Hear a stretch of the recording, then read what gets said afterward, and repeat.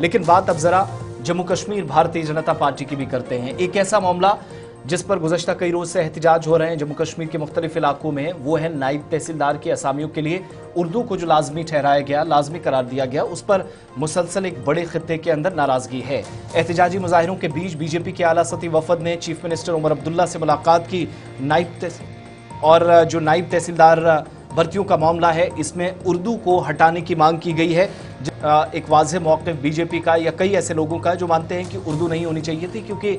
या तो पांचों ज़बानों को, जिसमें उर्दू के अलावा हिंदी, डोगरी और दीगर ज़बानें हैं, उनको भी शामिल किया जाए, या फिर एक ज़बान को इसमें तरजीह नहीं दी जानी चाहिए। उर्दू को ज़रूरी दर्जे से हटाने की मांग बीजेपी के एमएलएज की तरफ से की गई। 14 एमएलएज थे। वज़ीर आला ने मामले पर नोटिस लेने का यकीन दिलाया है और हाई लेवल जो डेलीगेशन बीजेपी का था 14 मेंबर्स का, इनने जब मुलाकात की श्रीनगर में वज़ीर आला के रिहाइशगाह पर, तो बीजेपी के national secretary doctor Narendra Singh, BJP के नायब सदर श्यामलाल शर्मा, युद्धवीर सेठी, शक्ति राज परिहार, जनरल सेक्रेटरी डॉक्टर डी के मनियाल, एमएलए जिनमें चंद्र प्रकाश गंगा शामिल हैं, बीएस मनकोटिया शामिल थे, पवन गुप्ता हैं, विक्रम रंधावा, गारू राम, बलदेव शर्मा, सतीश शर्मा, डॉक्टर सुनील भारद्वाज, सुरेंद्र भगत, ये तमाम वो मेंबर्स थे जो 14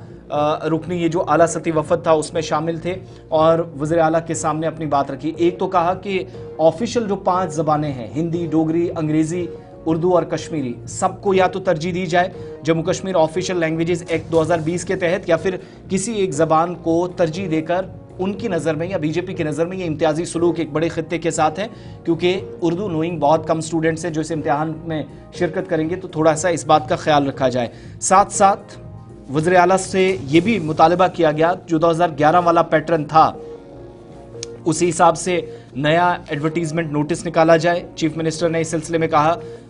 कि बहुत जल्द वो मस्बत इसमें कोशिश करेंगे, पेशरफ्त उनकी जानिब से होगी, लेकिन क्या वो फैसला जल्द लेंगे या नहीं ये दूसरी बात है, मगर ज़रूर उन्होंने यकीन दिलाया है। जो पॉजिटिव रिस्पांस वहाँ से गया है, कम से कम उससे समझ में आता है कि यूनियन टेरिटरी के अंदर हो सकता है आइंदा दिनों में कुछ तब्दीलियाँ भी होंगी, जिस तरफ ये इशारा इस वक्त किया जा रहा है।